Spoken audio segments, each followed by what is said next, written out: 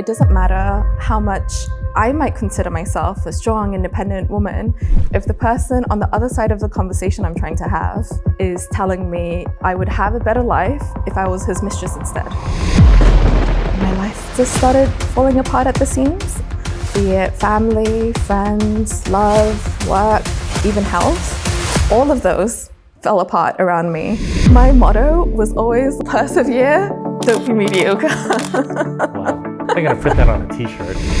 To me, more than anything, it's a city of ambition. You're surrounded by the world's biggest, the world's best, the world's first.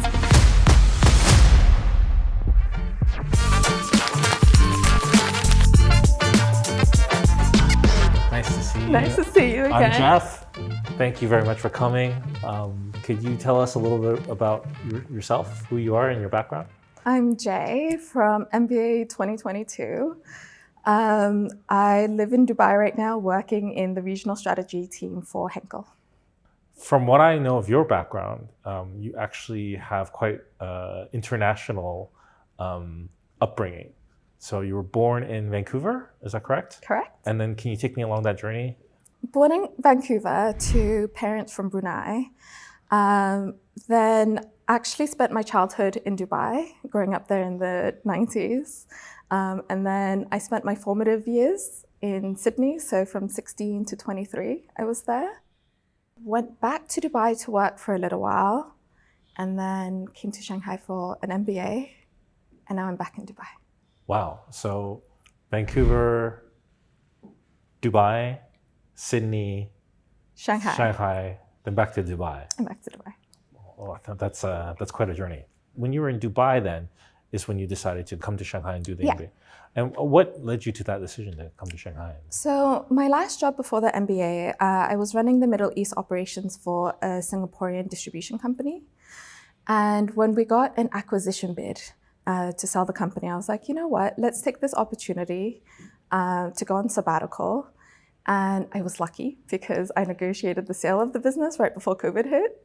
And it was in the food and beverage industry, so the value of the company would have steeply declined otherwise. Great timing. Excellent timing.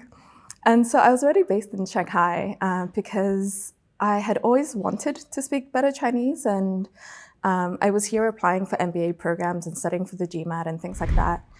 At the time, CEIBS was ranked in the top 5 global programs. And I thought, you know what? I have lived in enough places between the countries I've called home and the cities I've worked and the languages I speak. I've sort of ticked a lot of continents off. But China was just endlessly fascinating. A lot of things were so strange to me. I don't know, what do you mean you can play games on your supermarket app so that you can get free coconut water? This is absurd. But I thought it was really exciting. And I thought, oh, actually, if the rest of the world feels familiar, and China was new. And so it just really piqued my curiosity. And I was like, you know what, let's stay. I take it you enjoyed your time in Shanghai. What were your top most favorite things to do? Aside from, of course, you were studying and all this. I mean, Taobao, finding out that you can buy things on a live stream, that was very exciting to me. Oh, the live stream The live streaming? Yeah. Okay. And he was like my 40-year-old cousin who put me onto it. I was like, what do you mean? You just watch people at night and just wait for them to sell you something? And he's like, but you get great deals. And I was like, this is incredible. I also really loved living in 4 seasons. Growing up in Dubai, I just didn't really know what it felt like to be cold.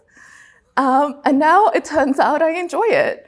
And I really like the feeling of the passage of time that you get when you have 4 seasons and being able to eat seasonally. I like that for every Chinese holiday, there's like a different food that's associated with it, like Qingtuan for Qingming or Zhongzi for the Dragon Boat Festival. You're now based full-time in Dubai. Mm-hmm. And I think, you kind of have a unique perspective on this that might be helpful for a lot of people. It was always very safe and very free, but I think what makes Dubai trendsetter, specifically in the Middle East, is the fact that very early on, they knew that Dubai doesn't have a lot of oil reserves. So even though the UAE has either 6 or 9% of global oil reserves that have been found and proven, but Dubai only had a percentage of it, which is why actually when the global financial crisis hit, that's why the Burj Khalifa is now named the Burj Khalifa. It's named after the Abu Dhabi royal family, when originally it was supposed to be called the Burj Dubai. I had no idea. Yeah, but it gives you some perspective about the discrepancy between the amount of oil and money that was available to the Abu Dhabi Emirate versus Dubai. And so Dubai early on knew that they needed to diversify their economy. And so even though it may seem like the boom in Dubai sort of happened overnight, it's really been in place for decades at this point. They've been investing in foreigner-friendly policies in order to attract people into the emirate. You're an immigrant family as well, or an expat family. Yeah. It's kind of interesting to me because you were there during, you say that Dubai's got a bit of a boom, and you were there to witness this kind of like transformation, like how it went through time and how it's changed. How has it changed compared to like when you were first there? Between the time that I left Dubai to go finish high school and university in Australia and when I went back to work, it was about a period of about 7 years. And in that period, when I went back, I counted that there were about 15 or 20 different suburbs that just didn't exist that had popped up in that period of time. These were places that growing up were dust sand. In Dubai, when something hasn't been built, it's dust sand. There's no trees, there's no grass, it's dust sand. And so it makes it extra surprising to drive through landscape that would have otherwise been empty, but now suddenly there's an entire residential area that's been built. Wow. So the pace of development has always been very fast. So what do you like about living in Dubai? I like that Dubai is very diverse in the fact that there are 200 nationalities that live and work there, and everyone sort of gets along very harmoniously because no one's from there. No one has the right to say, oh, you're taking our jobs or you're buying all of our houses and driving the property prices up the way that you would in other countries like Canada or in Australia or the US. But probably it's also the fact that Dubai as a city is known for the glitz and the glamour. But to me, more than anything, it's a city of ambition. You're surrounded by the world's biggest, the world's best, the world's first. And everyone there, regardless of whether they are a CEO or an entrepreneur or they're even a construction worker, everyone is there because they want to build a better lives for themselves. Yeah, that kind of energy is really good to be around. Like, I've never been to Dubai myself. So if I were to go and I wanted to have a week there, and sort of besides seeing the Burj and going to, see the sights, like what do people do for fun? How do people get to know each other?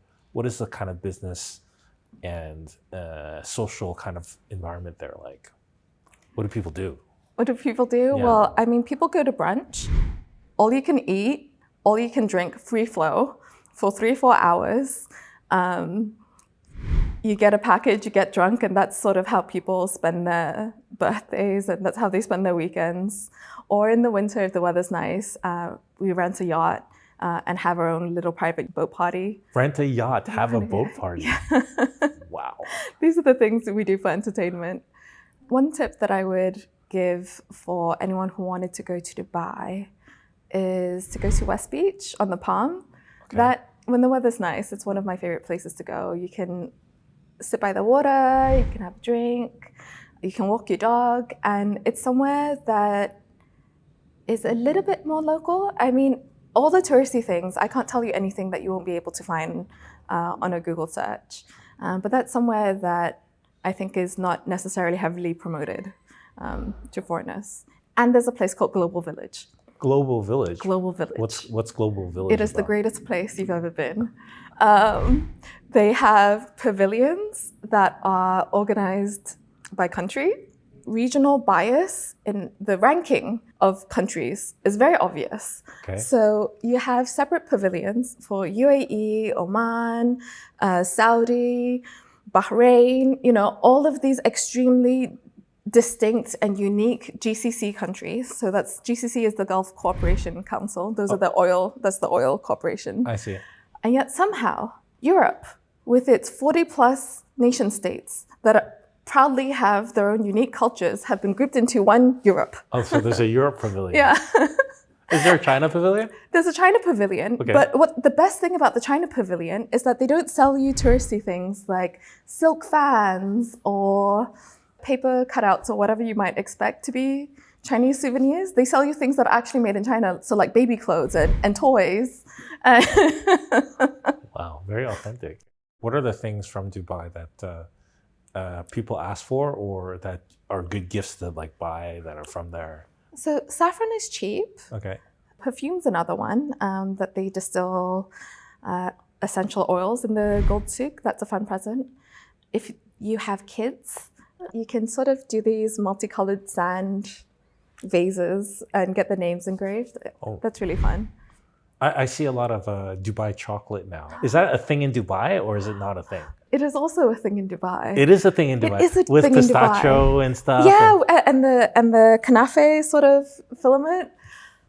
But people get excited about it. It's like all over. Like I see it in my feed. Like even, it's starting to take off in China even. Yeah. Like, you know, I see, you can see it on Taobao. Very expensive. Like 150 RMB for a bar or something like this. I'll bring it in the original one. They even next have time. a Lindt. I know. There's even a Lindt Dubai chocolate thing. It's really taken over. So I'd like to talk a little bit about your time here at CEIBS. And from what I remember, you were in charge of the Women's Leadership Conference, correct? Yeah. And that was, what year was that again? 2021. 2021 was a tough year. That was like height of COVID. How did that go for you? It was challenging. Actually, the Female Leadership Forum was the only event that went ahead that year of the 3 flagship MBA events that are normally held on an annual basis. We were the only one that sort of powered through, let's say. But it was a lot of uncertainty. I wasn't sure even the week before whether or not we would be able to host people here on campus in person, which is why we turned it into a hybrid event. So we had people online, we had people offline. It was great. Okay, let me break it down into like several bits. First, Okay. like, why would you take such an endeavor? Okay. So the narrative around feminism these days can very much be like, okay, we've talked about it, we've done something about it, can we please move on? But it was very different to the reality that I faced in Dubai as a woman in business, where I would have people say to me, who are you to talk to me? Where's your husband? Where's your father? Like it was some sort of embarrassment to the men in my life that they weren't providing for me.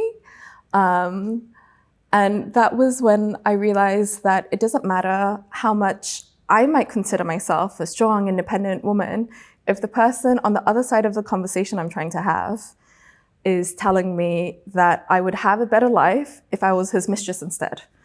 It made me really strongly believe in the importance of equal respect and equal dignity for both men and women.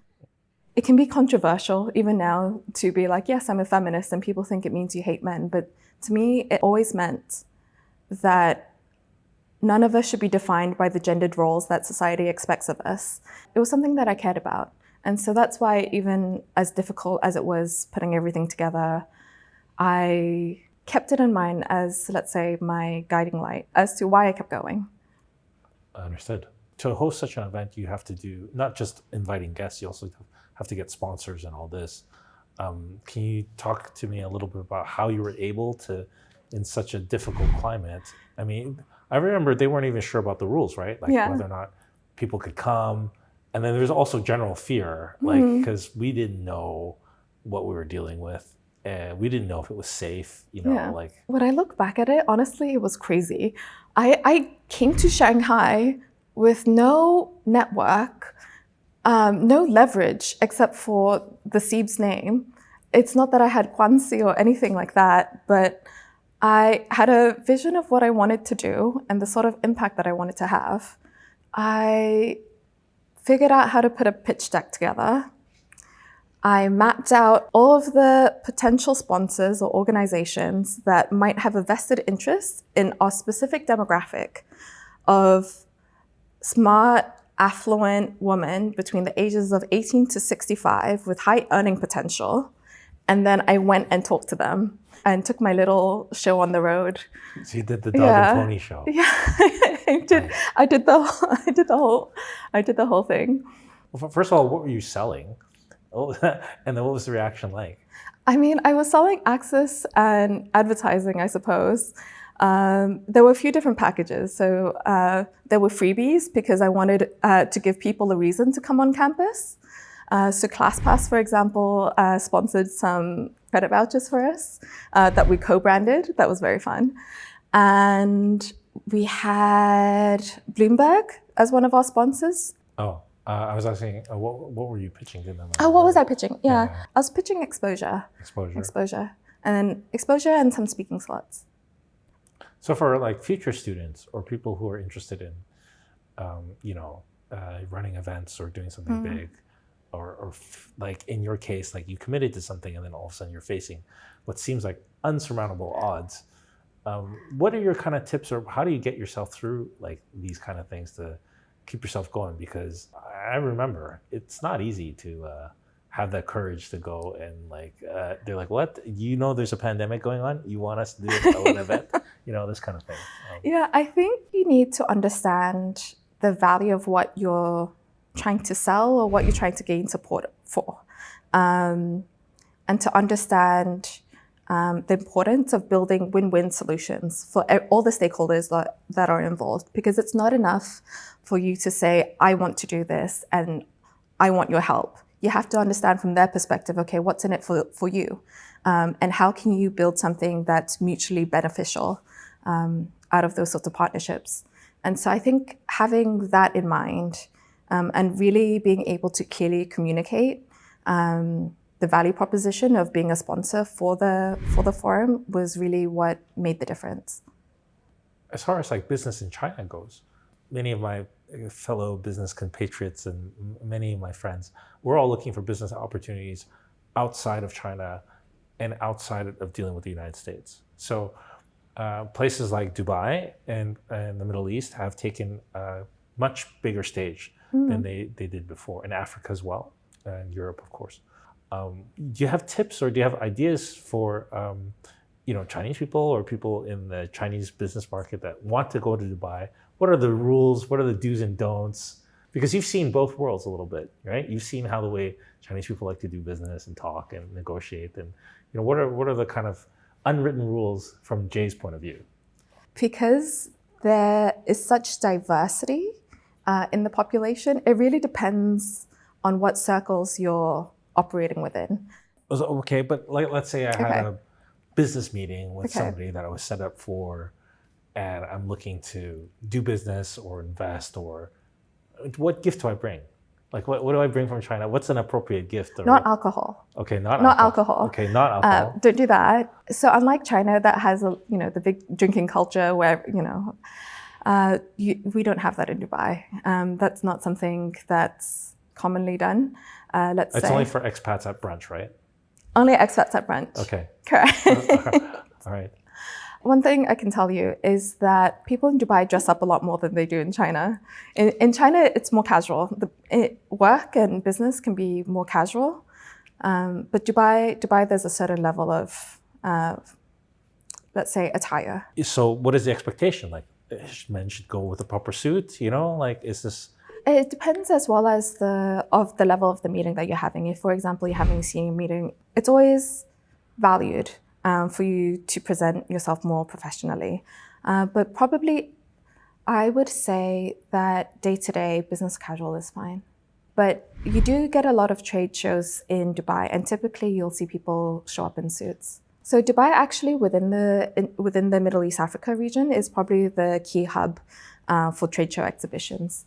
So we get a lot of traffic that comes through during the winter seasons. Generally speaking, the best time to be in Dubai in the winter time, or what are the seasons like? I have no idea. Okay, so the earliest... Is it just hot and hottest? It's hot and less hot. The earliest that I would say is maybe October, but really I would say November to April. And some years, if we're lucky, maybe even into May, the weather's okay. Okay. But you're only really looking at 6 months of the year. But of those 6 months, it's beautiful. Okay, and then of the other 6 months, stay indoors. Don't come expecting to do any sort of touristy activities. It's like hot, right? It's hot. It gets so hot in Dubai that if you park outside, the heat builds up inside of your car. And so when you first get into the car, you have to blast the air conditioning and roll down the windows to sort of blow the hot air out of your car before you start driving. And there was one time I was running behind for a meeting. And so I just got into the car and started driving without doing that. And I had to pull over after 10 minutes because I gave myself heat stroke. Oh man. So it can be intense. Wow. Especially if you're not used to it. I wouldn't recommend it. Wow. What do people in Dubai do during the hot times? Well, do they travel more? They travel more. So in the summer months, especially people with kids, they go on a holiday and they go elsewhere. If not, that's why our shopping malls are a wonderland unto themselves.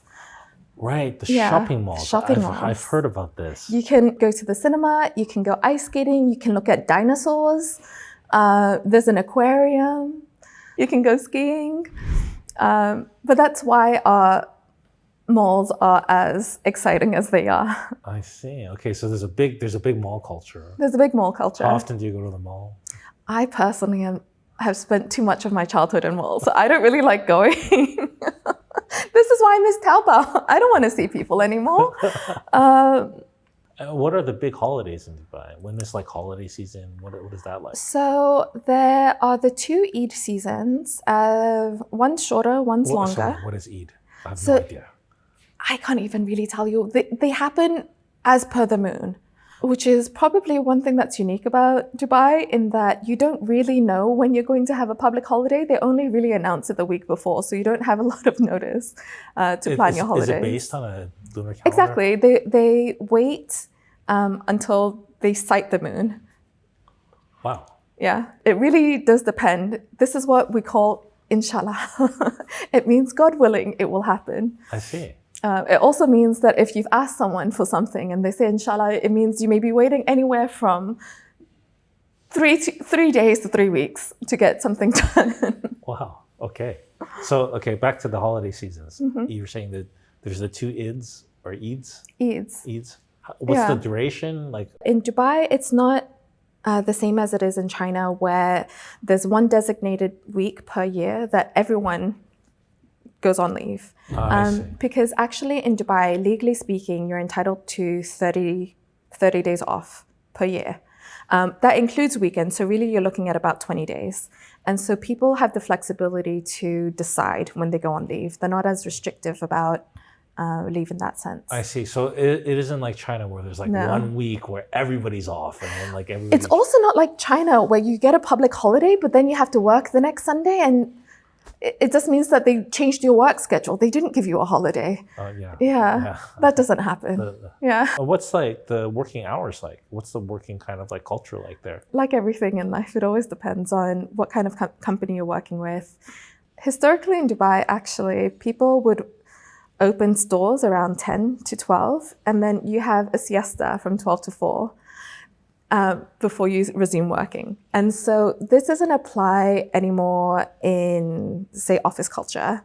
But a lot of the shops, the street shops in Dubai, you'll find that between the hours of 12 and 4, when it's hottest, they're closed. Oh, they're closed because of the weather, basically. Exactly. Similar to Spain. But I mean, now we have the malls where with the power of great air conditioning, they can be open until 1 a.m. every day. Is that how, do they open till 1 a.m.? They really do.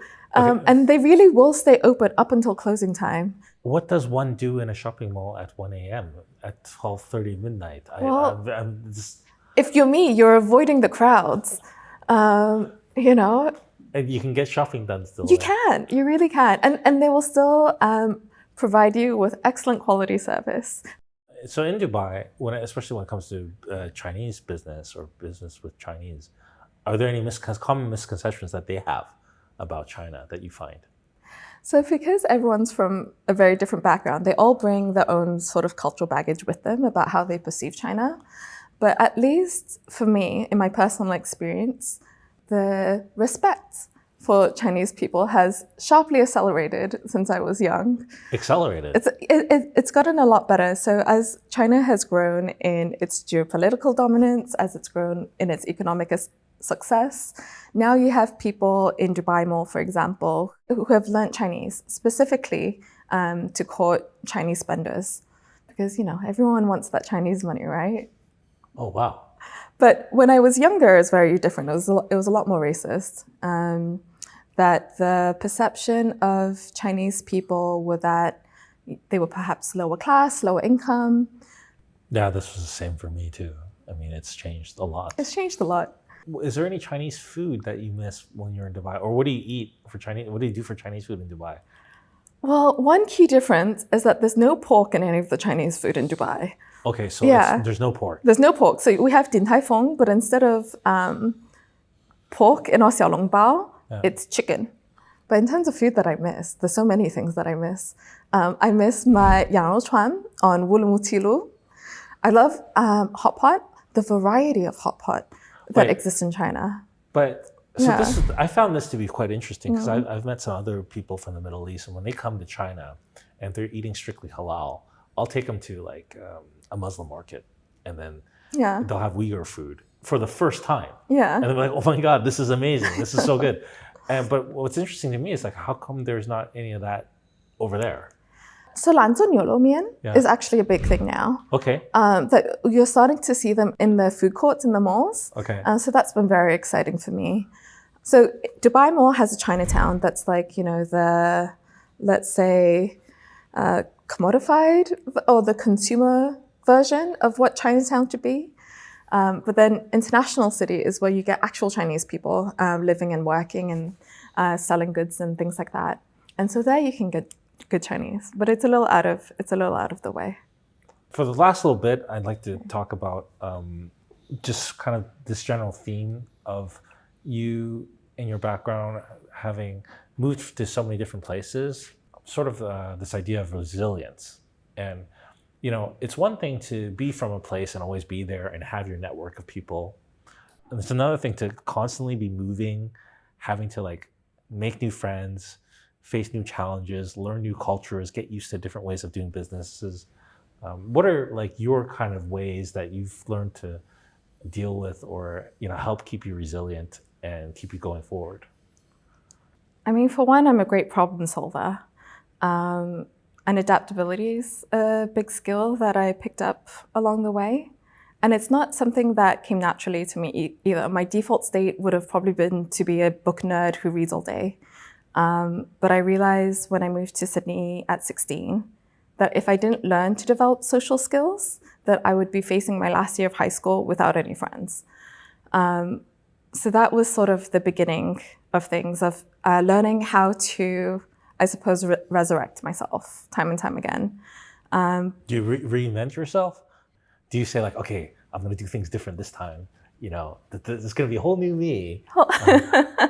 New year, new me.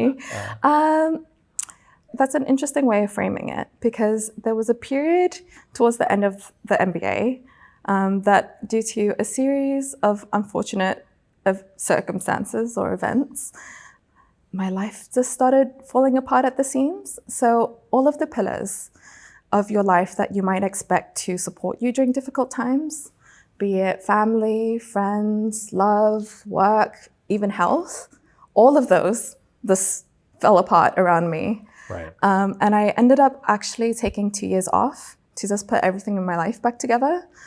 But one thing I learned out of that experience is that no one is going to live your life for you.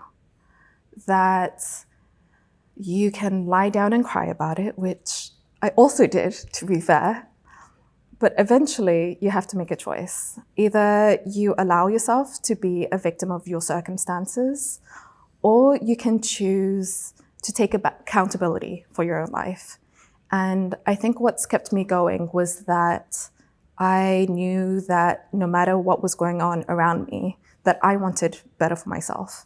And that if no one else was going to do it for me, that I would have to get up and do something about it. I understand what you're saying. So you're saying, okay, well, no one's going to help me, so I need to help myself. This is very self-directed And this takes a great deal of energy to do. It would take me a great deal of energy to do. So what gives you energy? What do you run on to like that, what energizes you? I think it's just a refusal to let my life be mediocre, to be honest. My motto was always like, persevere, don't be mediocre. Wow. You don't want to be mid, I understand. But I think there's that, but it's also that I've always wanted to live a rich and interesting life. And you're not going to live a rich and interesting life if you're at home all day. I was at home for a year with a spinal injury, and I had a lot of time to think. Another thing that I learned is that you gain energy just by starting, that you need some sort of momentum to drive you forwards. And it's not that you go straight in from 0 to 100. You do need a period of ramping up, and you take small steps and just do the things that are in front of you. And then along the way, you'll find that things snowball. Like the forum, honestly, I didn't expect it to be as big as it was going to be. I just knew that the whole time that I was putting it together, that I wanted it to be the best that it could be, that I wanted to reach as many people as I could. And it meant a lot to me that, for example, one of my mentors from CEIBS, she had come to support me, much like you did. And at the end, she told me that she wished that she had brought her daughter. And that to me meant a lot, because I think it's easy in this day and age, and I think it's easy in this world to give up and to feel like there's nothing that you can do, that there's so many things that are out of your control. But I guess it's that I have an optimistic streak in me, that not only do I refuse to be mediocre, but I also think, why accept things the way that they are if things could be better? And even if you can't change everything, you can change a little bit, right? So. Fantastic. I don't know. That's. I'm impressed. Thanks. And I'm going to remember your motto of not being mediocre. I'm going to put that on a t-shirt. Don't be mediocre. Thank you very much for your time. Thank you for having me.